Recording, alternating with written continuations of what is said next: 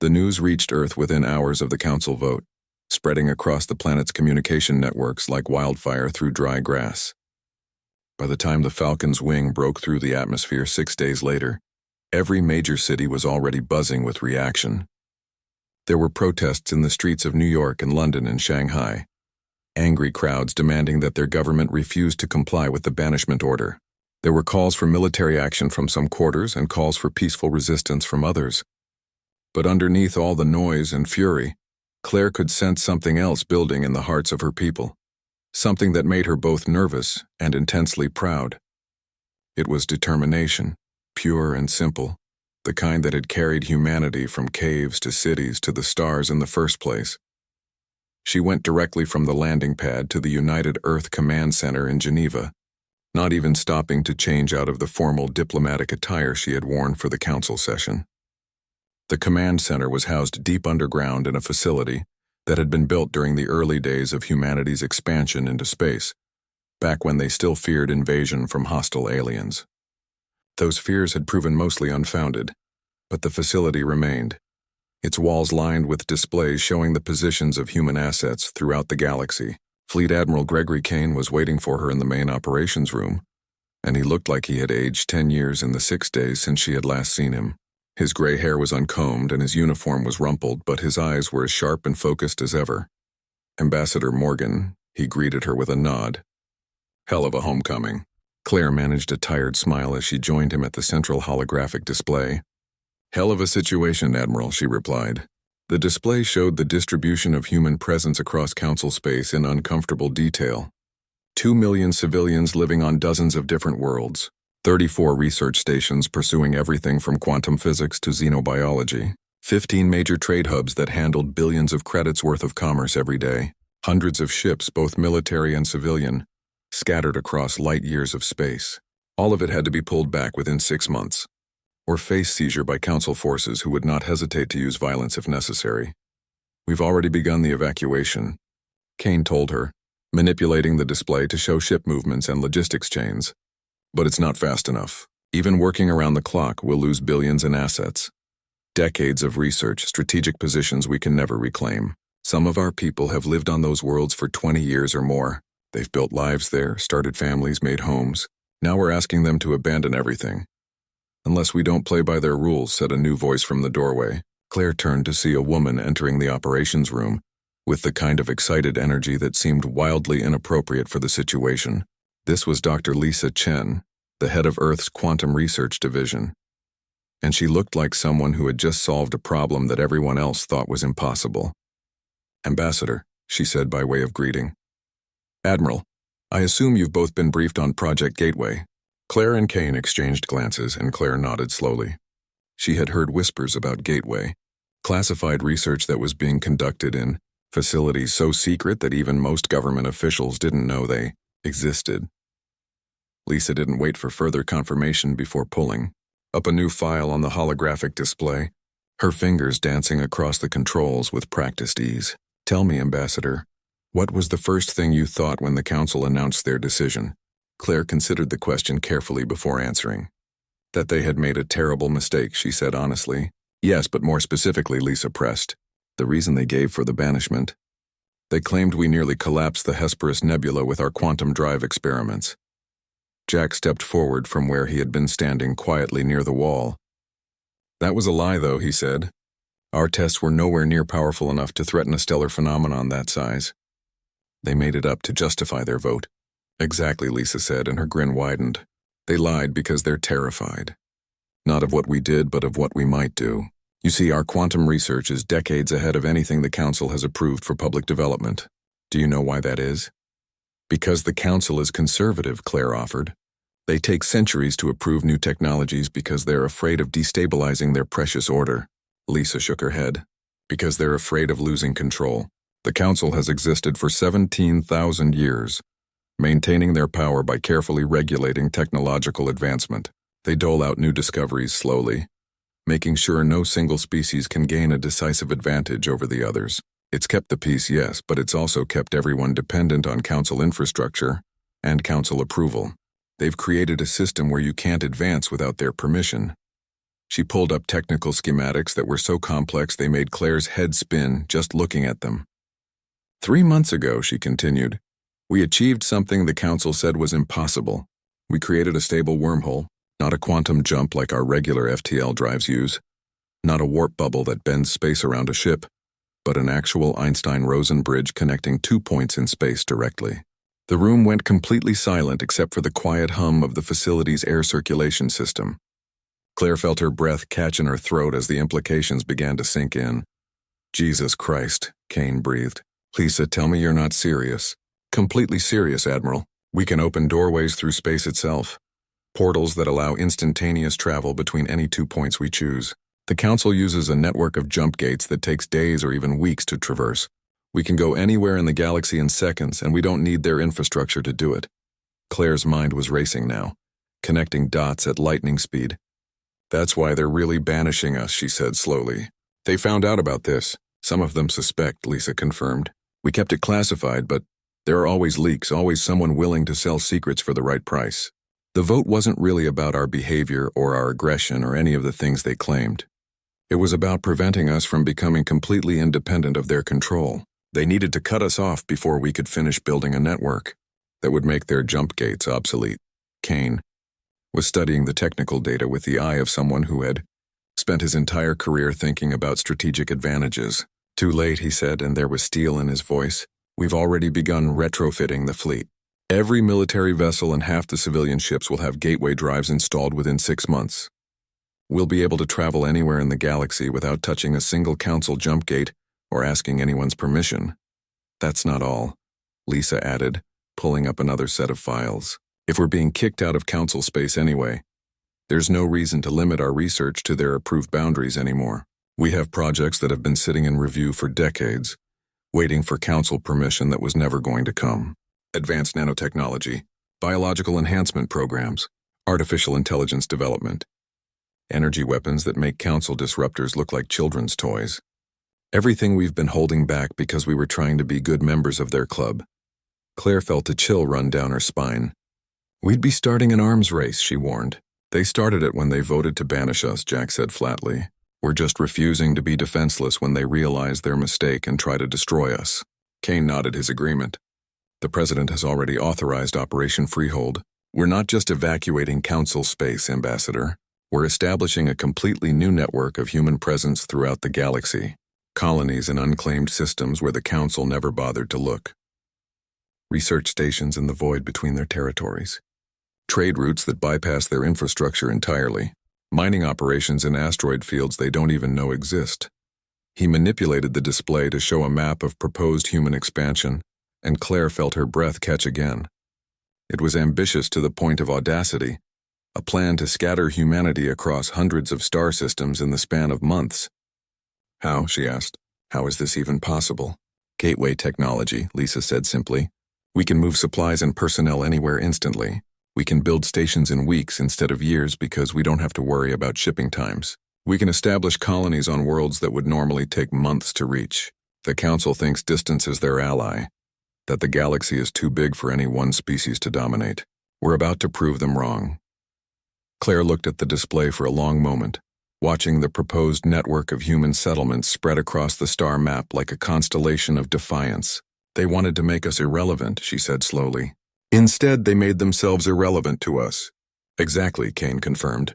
In 6 months, when the evacuation deadline expires, the Council is going to realize their mistake. But by then it will be too late. Humanity won't need their permission or their infrastructure or their approval.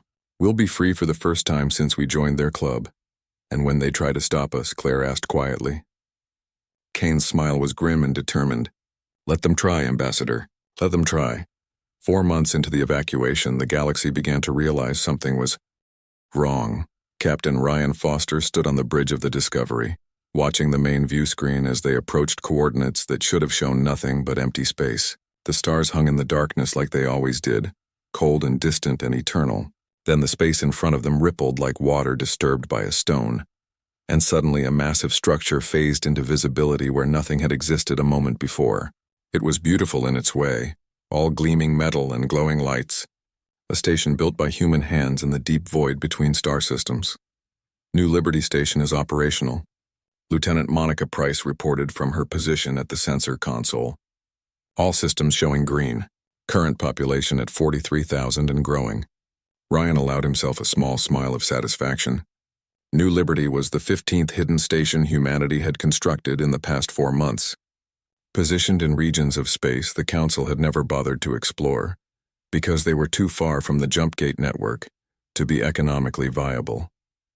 The Council thought in terms of their infrastructure, planning their expansion around gates that took weeks to build and years to pay for themselves. They couldn't imagine anyone operating without that network, so they never looked in the empty spaces between their territories. Any Council patrols in the area? Ryan asked. Monica checked her sensors twice before responding. Negative, Captain. The nearest Council vessel is 16 light-years away and moving on a standard shipping route. We're completely clear. Good, Ryan said. Begin cargo transfer and let's make this quick. The Discovery's hold contained manufacturing equipment stripped from a human facility on a Council world, genetic samples from Earth's biosphere, and cultural archives that contained everything from literature to music to historical records. Everything needed to make this station not just a hiding place, but a true home for the thousands of people who would live here. Across the galaxy, similar scenes were playing out in dozens of locations. Human ships appeared and disappeared like ghosts, moving through space in ways that Council sensors couldn't track or predict. Every official evacuation of personnel from Council space was also a covert dispersal operation, scattering humanity's resources and people across hundreds of hidden locations. The Council was counting ships and tracking manifests, satisfied that the humans were complying with the banishment order. What they didn't realize was that for every human who returned to Earth, 2 more were being secretly relocated to stations and colonies that didn't officially exist. On Earth, deep beneath the Swiss Alps in a facility that had been carved out of solid rock, Dr. Lisa Chen stood before an assembly of the planet's brightest scientific minds. Behind her, suspended in a framework of exotic matter and contained energy fields, was a swirling vortex of light that looked like a tear in reality itself. It was beautiful and terrifying in equal measure, a doorway that connected this room to a location 300 light-years away. This is what we're calling the Gateway Network, Lisa explained, gesturing to the portal with obvious pride. Each station, each colony, each ship in our fleet will eventually have one of these. Distance becomes meaningless when you can step from one side of the galaxy to the other in seconds. A scientist named Dr. Samuel Hughes raised his hand from the audience. What about detection, he asked. The energy signature from one of these portals should light up every sensor within a dozen light-years. It does, Lisa admitted without hesitation, but we've developed a masking field that makes the signature look like natural quantum fluctuations. Space is full of little quantum bursts and particle interactions that create similar readings. To Council sensors, our gates will be invisible, just background noise in the cosmic static. They'll think we're still using conventional faster-than-light drives and wonder how we're moving so quickly through their territory. Meanwhile, thousands of light-years away on a Council border station called Arcturus 7, a security officer was having a very bad day. His name was Vin Rael, and he belonged to a species called the Sethians, known throughout the galaxy for their paranoid attention to detail. Those traits made them excellent security officers, which was why Vin Rael had been posted to this remote station to monitor traffic between Council space and the frontier regions. He was staring at his displays with growing unease, his multiple eyes tracking data streams that didn't make sense no matter how many times he reviewed them. Show me the human traffic patterns again, he ordered his subordinate. The display updated to show transponder data from human ships over the past month. Everything appeared normal at first glance. Human vessels were entering and leaving Council space according to the published evacuation schedule, their transponders broadcasting proper identification codes, their flight paths following approved routes. But Vinrail hadn't survived 3 decades in security work by accepting things at first glance. Computer, he said, calculate the expected reduction in human population across Council space based on current evacuation rates. The computer processed the request for several seconds before responding. At current evacuation rates, human population in Council space should be reduced by approximately 47%. However, actual sensor scans indicate a 91% reduction in human presence. Vinrail felt his primary heart skip a beat while his secondary heart picked up the rhythm. That was impossible. The numbers didn't match. "Where are they going?" he demanded. "Unknown," the computer replied in its maddeningly calm voice. "Human vessels depart Council space via jump gates as expected. However, approximately 6 hours after leaving the gate network, their subspace signatures disappear entirely." Vinrail leaned closer to his display as if proximity would somehow reveal the answer. "That's impossible. All ships produce subspace wakes that can be tracked for days after they pass through a region. It's basic physics. Nevertheless, human ships cease to emit detectable signatures approximately 6 hours after leaving Council jump gates. Their destinations cannot be determined." Vinrail immediately composed a detailed report and sent it up the chain of command, flagging it as priority urgent. Then he sat back and waited for a response that he knew would take days or even weeks to arrive. The Council bureaucracy was legendary for its slowness, with every report requiring review by multiple committees before action could be authorized. By the time anyone with actual authority read his warning, the humans would have completed their evacuation and disappeared into the void. He pulled up a star chart showing the vast regions of space between Council territories. These were areas the Council had surveyed centuries ago and dismissed as worthless, too far from the jump gate network to be worth developing. They were empty zones on the map, marked as unexplored simply because there was no economic incentive to explore them. Vinrail stared at those empty spaces and felt a chill run through his body. "They're out there," he muttered to himself. "Somewhere in all that darkness the humans are building something. But what back on Earth?" Ambassador Claire Morgan sat in her office reviewing reports from across the galaxy. The evacuation was proceeding ahead of schedule, which would have been impressive enough on its own. But the hidden truth behind those numbers was even more remarkable. Not a single human life had been lost in the process. Not a single piece of critical research had been abandoned. Every person, every piece of equipment, every data file that mattered had been carefully relocated to the growing network of hidden stations and colonies. The Council thought they were watching humanity retreat in defeat. They had no idea they were witnessing the largest expansion in human history. Her communication terminal chimed with an incoming call marked with the highest security encryption. She accepted it, and Admiral Kane's face appeared on her screen. "Ambassador, we have a situation," he said without preamble. "The Torvin Consortium just filed a formal complaint with the Council." Claire raised an eyebrow. "About what exactly?" "Apparently 3 of their mining operations in the outer reaches have suddenly become unprofitable. Human mining operations in those regions were evacuated weeks ago according to schedule. But somehow refined metals are still flooding the market at prices the Torvins can't match. They're accusing us of violating the evacuation order." Claire couldn't help but smile. "Are we, Admiral?" "Officially, no," Kane replied, and she could hear the amusement in his voice. "Every human worker has been evacuated from those systems exactly as required. Unofficially, we may have left behind a few thousand automated mining drones that continue to operate under remote control via gateway connections. The drones don't require human presence on site, and technically drones aren't human, so they don't violate the letter of the evacuation order." "That's a pretty fine distinction, Admiral. They wanted us gone." "We're gone. They never specified what we could or couldn't leave behind." Kane shrugged.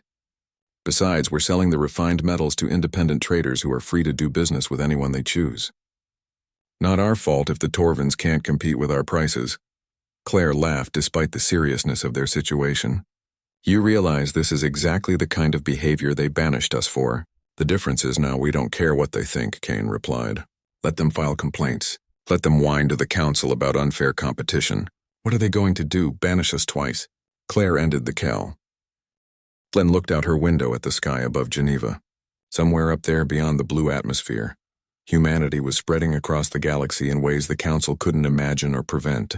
They had been cast out, declared unwelcome, told they didn't belong.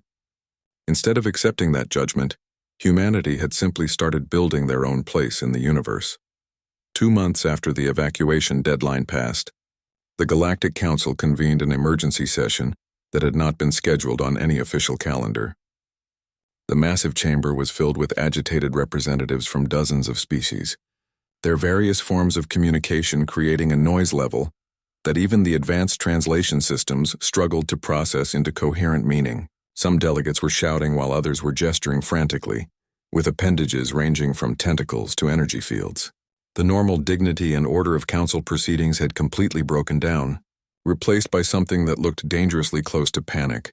Presidium High Arbiter, Genthar called the session to order by amplifying his crystalline form's natural resonance until it created a sound wave that vibrated through every being in the chamber.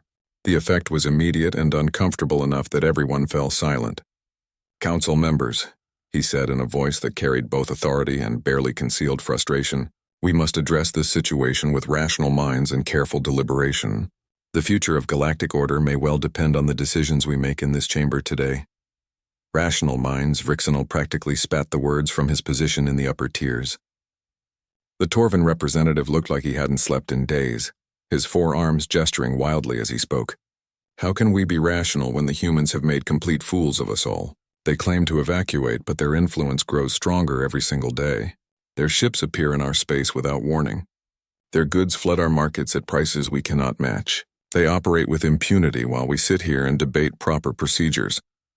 Another representative spoke up, a floating creature named Selmarath whose jellyfish-like body pulsed with agitated colors.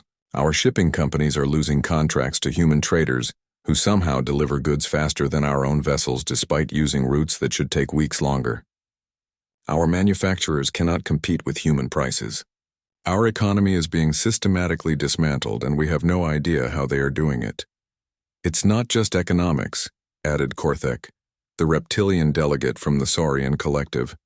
"Yesterday a human medical ship appeared at our border without any advance notice or flight plan. They offered free treatment for the Crimson Plague that has been devastating our outer colonies for 2 years. Our best doctors have been unable to slow its spread, let alone cure it.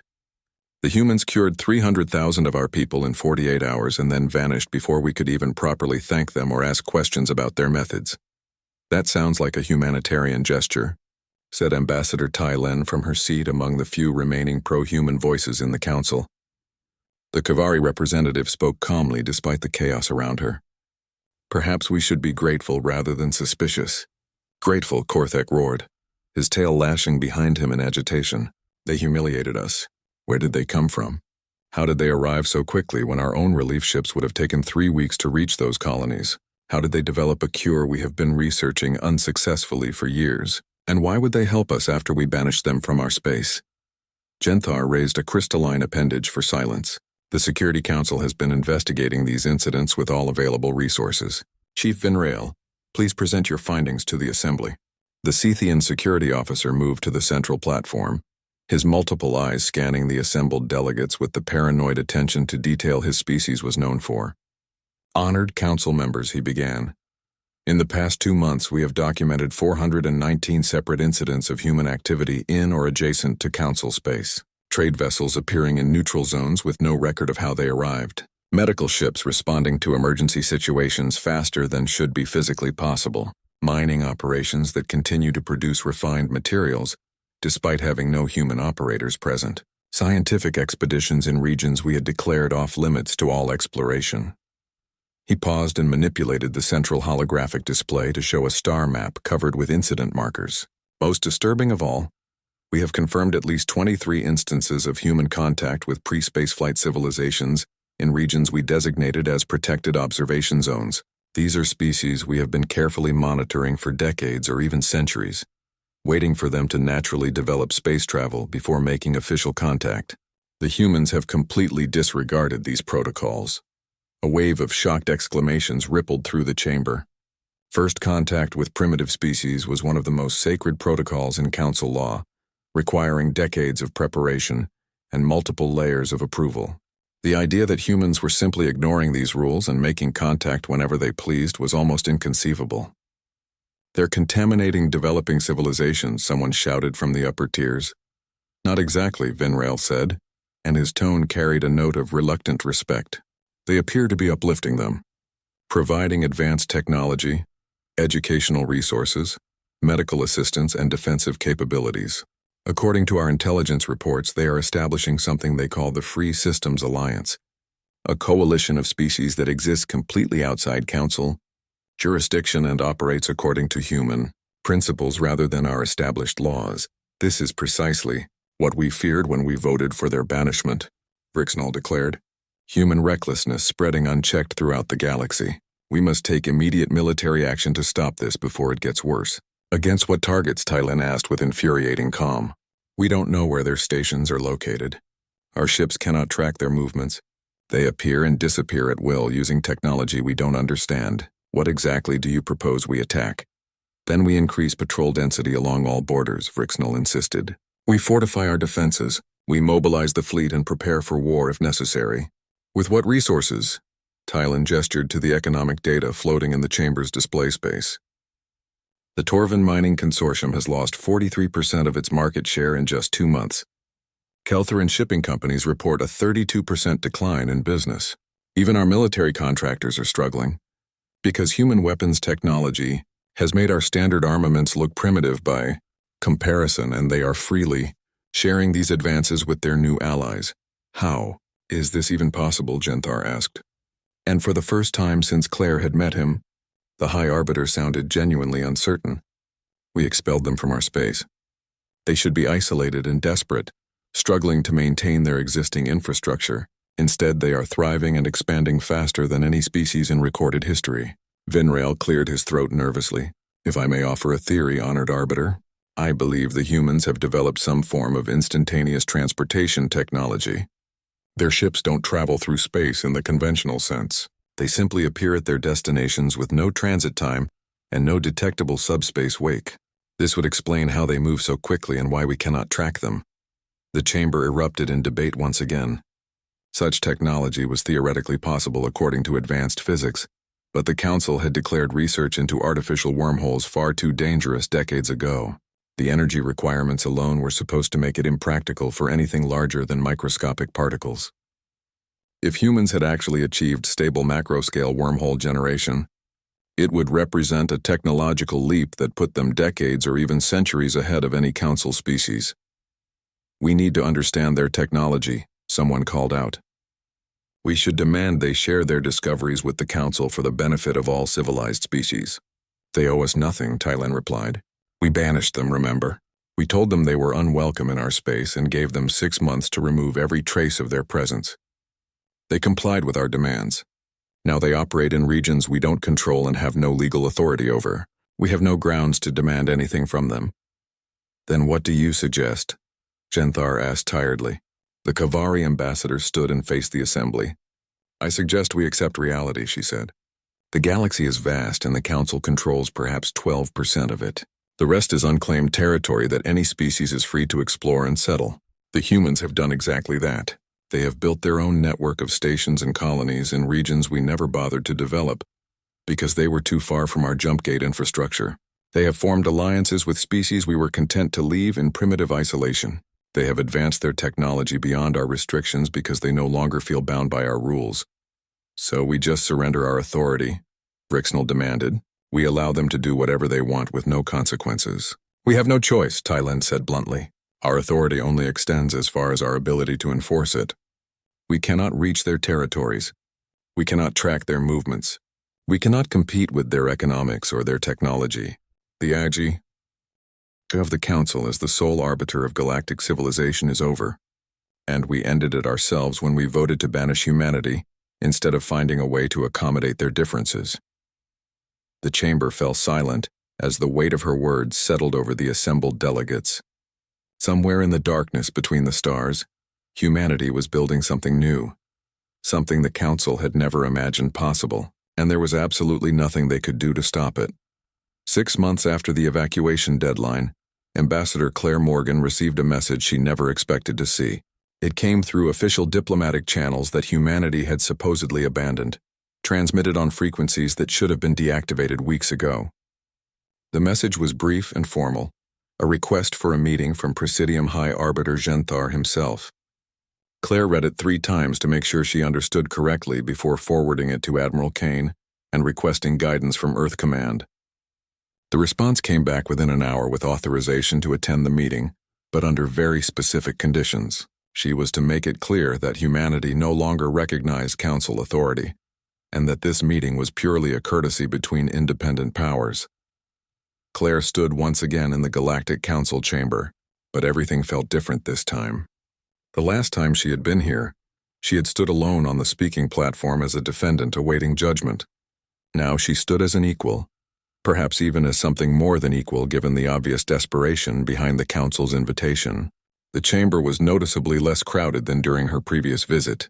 Several species that had been council members for thousands of years had empty seats now, their delegates conspicuously absent. The Kavari were gone, having formally withdrawn their membership 3 weeks ago. The Denari had followed suit days later. Most surprising of all, the Saurians had pulled out of the council just last week, taking their considerable military fleet with them into what they were now calling the Free Systems Alliance. Ambassador Morgan. Genthar greeted her, and his crystalline form seemed dimmer somehow, less vibrant than she remembered. "Thank you for agreeing to meet with us." Claire nodded politely but said nothing, waiting for the arbiter to continue. "I am here as a courtesy arbiter," she finally said when the silence stretched too long. "Humanity no longer recognizes the Council's authority over our actions or our territory. We exist outside your jurisdiction now and intend to remain that way." "Yes," Genthar said slowly. "We are aware of that reality. The Council wishes to discuss the possibility of renegotiating humanity's status within galactic society." Claire felt a surge of satisfaction that she carefully kept off her face. So the mighty Council wanted to talk now, that they realized their mistake.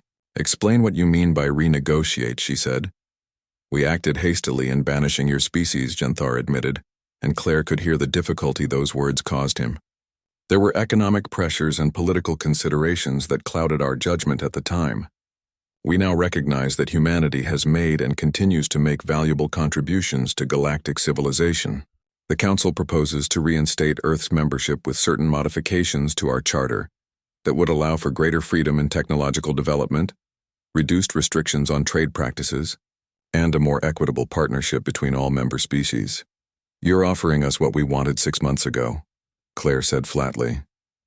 "When we were pleading our case and begging to be heard, when we were trying to convince you that we could be trusted as full partners in the galactic community." Genthar's light pulsed in what might have been embarrassment or regret. "Yes," he acknowledged. "We should have listened then. We are prepared to listen now. And now that we've built something independent of your control," Claire continued, "now that we've proven we don't need your jump gates or your trade networks or your approval, you suddenly want us back. How convenient for you." Frixnell rose from his seat with his forearms crossed defensively across his chest. "You cannot simply declare independence from galactic law," he said, though his voice lacked the conviction it had carried during their last meeting. "There must be order. There must be rules that everyone follows." "We're not declaring anything," Claire replied calmly. "We're stating a fact. The Council has no power in the regions we occupy. You cannot reach our territories quickly enough to enforce your laws. You cannot compete with our technology or our trade terms. You cannot prevent other species from joining our alliance if they choose to do so. Your only options are to accept this new reality, or waste your resources trying to fight it." "You would have us simply surrender our authority over galactic affairs?" Frixnell demanded. Claire shook her head. "I would have you recognize that you never had authority over the vast majority of the galaxy in the first place. You controlled the Jumpgate network and used that monopoly to dominate known space. We broke that monopoly by developing technology that makes Jumpgates obsolete. Other species will follow our example, building their own networks and claiming their own territories. The age of the Council as the sole dominant power in the galaxy is over. What you describe is chaos," Genthar said quietly. "Dozens of independent powers scattered across the galaxy, competing with each other, potentially going to war over resources and territory. The Council was formed 17,000 years ago specifically to prevent this kind of instability. We have maintained peace by ensuring no single species could become powerful enough to threaten the others." "No," Claire said, and she softened her tone slightly because she could see that Genthar at least was trying to understand. "What I'm describing is freedom. Yes, it's messier than your controlled order. Yes, there will be conflicts and disagreements, but there will also be innovation and growth and diversity. The Council kept the peace by keeping everyone weak and dependent on your infrastructure. We're offering something better. A galaxy where civilizations are free to rise or fall on their own merits rather than being limited by committees and approval boards." She gestured to create a holographic display showing the Free Systems Alliance territory. 38 species now, she said, and she couldn't keep the pride from her voice. 38 different civilizations, each one maintaining complete autonomy over their own affairs. We share technology freely, but no one is forced to adopt anything they don't want.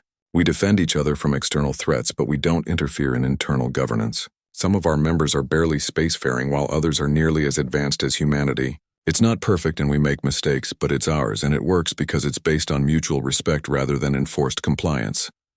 Ambassador Tai Len, who had remained with the Council despite her species joining the Alliance, spoke from her seat.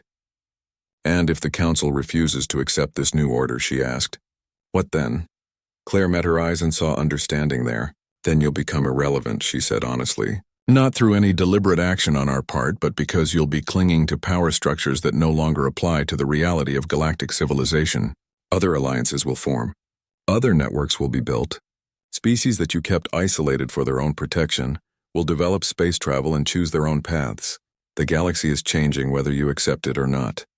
She looked around the chamber, meeting the eyes of as many delegates as she could. I'm not here to threaten you, she continued. I'm here to offer you the same choice you tried to deny humanity. Adapt to the new reality or be left behind by it. The Council can continue to exist and even thrive if you're willing to change. Become a genuine forum for cooperation between equals rather than a hierarchy that enforces compliance. Share technology and resources freely instead of hoarding them. Trust civilizations to make their own choices instead of deciding what's best for them. On Earth, Admiral Kane watched the live transmission of Claire's speech from the command center in Geneva. Around him, his senior staff stood in silence, hardly daring to breathe as they witnessed history being mad. High Dr. Lisa Chen was present as well, her eyes bright with excitement as she watched the woman who had once stood alone in that chamber, now dictating terms to the assembled powers of the galaxy. She's magnificent, Lisa whispered. They banished us thinking we would disappear, and instead we changed everything. The question is what happens next, Kane replied quietly. The Council won't simply dissolve. They'll fight to maintain whatever relevance they can. Let them fight, said Jack Hayes from his position near the wall. We've already won the only victory that matters. We proved that the Council's way isn't the only way, and that any species with enough courage and determination can forge their own path. Back in the Council chamber, Genthar seemed to reach some internal decision. Very well, Ambassador Morgan, he said finally. The Council will not oppose humanity's independence or the formation of the Free Systems Alliance. In return, we ask only that you respect our borders and the sovereignty of our member species. Agreed, Claire said immediately, with the understanding that any species wishing to leave the Council and join the Alliance is free to do so. That has always been their right, Genthar confirmed. We cannot hold members against their will. There is one additional matter, the Arbiter continued. The Council requests that humanity consider sharing its wormhole gate technology for the benefit of all civilizations. The chamber went silent as every delegate waited for Claire's response. She smiled, and it was a genuine expression this time. Not mocking or hostile, but simply honest. No, she said. The word hung in the air like a declaration. You refuse, Vrixnal sputtered. After speaking of cooperation and freedom, you hoard your greatest technological achievement. We're not hoarding it, Claire corrected. We share it freely with every species that joins the Free Systems Alliance. The knowledge and the equipment are available to any civilization that wants to be part of what we're building. But you don't get to banish us and then demand our secrets. You don't get to vote us out of your club and then ask for the keys to our new home. This technology could benefit billions of beings across the galaxy, Tai Len said quietly. It will, Claire assured her. Eventually, every spacefaring civilization will have access to it. But they'll get it through friendship and cooperation, not through Council mandates or demands. That's the difference between the way you do things and the way we do them. She turned back to Genthar. That's the new order, Arbiter. Technology flows freely between friends and allies, but it has to be earned through genuine partnership.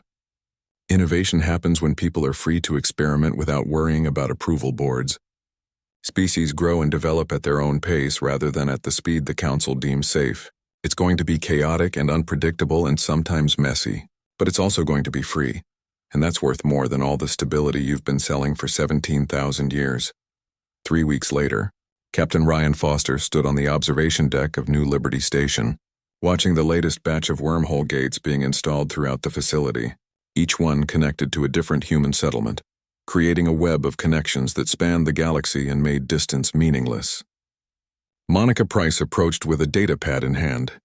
Captain, she said, we just received word from Earth Command. 6 more species have formally applied to join the alliance. One of them is the Saurians, and they're bringing their entire military fleet as part of their membership contribution. Ryan whistled softly. The Saurians were one of the oldest council species, members for over 3,000 years.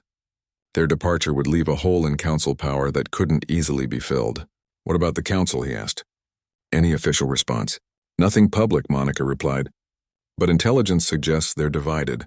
Some factions want to pursue major reforms while others want to maintain traditional policies and hope this all blows over.